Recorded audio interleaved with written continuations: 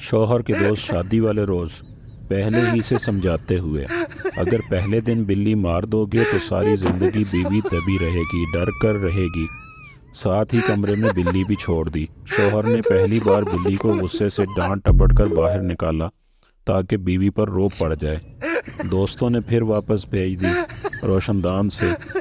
अब शौहर ने तकिया उठाकर बिल्ली को दे मारा और दोबारा कमरे के बाहर फेंक आया और बेगम से बोला, देखो मैं खुद को तंग किसी को नहीं करने देता, ये मेरा मिजाज है, अपने सामने आवाज़ उठाने नहीं देता, हर जगह मेरी मर्ज़ी चलती है।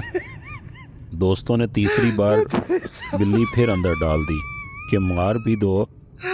अब की बार बीवी ने अपना पर्स खोला, पिस्टल निकाला और बिल्ली को गोली मारकर बोली, आप तो सिर्फ प्रोग्राम बनाते रहेंगे, मैं तो ऐसे चुप कराती हूँ, अपने सामने बोल